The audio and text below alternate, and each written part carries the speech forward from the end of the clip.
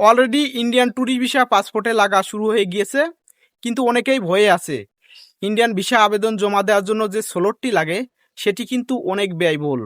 এখনো পর্যন্ত সহজকরণ হয়নি, শুধুমাত্র টাইমের পরিবর্তন হয়েছে, আর বাদবাকি সবকিছু আগের মতনই আছে। অনেক টাকা দিয়ে এই স্লটটি নিতে হচ্ছে। এই স্লট সমস্যার কারণে অনেকে কিন্তু ট্যুরিস্ট ভিসা জমা দিচ্ছে না। এটি কিন্তু অলরেডি সংবাদ মাধ্যমে উঠে এসছে। আশা করি খুব দ্রুতই হয়তো এটার কোনো ব্যবস্থা হবে, হয়তো সহজকরণ করা হবে, ইন্ডিয়ান হাই কমিশনারের নজরে আসবে। ট্যুরিস্ট ভিসা অনেকেই পেয়েছে, অনেকেই জমা দিচ্ছে, আবার অনেকেই বেশি টাকা দিয়ে নিচ্ছে। কিন্তু স্লট বাণিজ্য যে যারা ব্যবসা করছে তারা কিন্তু অনেক টাকার বিনিময়ে এই স্লটগুলো দিচ্ছে।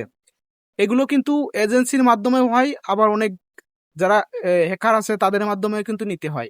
যার কারণে সাধারণ জনগণ নিজে নিজে নিতে পারছে না, অনেক টাকা দিয়ে হ্যাকারদের সাথে বা যারা স্লট বাণিজ্য করে তাদের সাথে যোগাযোগ করে এই স্লটটি নিচ্ছে। আশা করি খুব দ্রুত এর কোনো ব্যবস্থা হবে, সমাধান হবে, হয়তো আগের মতো ইন্ডিয়ান ট্যুরিস্ট ভিসা সহজেই নিতে পারবে। আপনারা ওয়েট করুন। আর ভিডিওটি ভালো লাগলে অবশ্যই শেয়ার করে দেবেন, চ্যানেলটি সাবস্ক্রাইব করবেন ইন্ডিয়ান ভিসা তথ্য পেতে।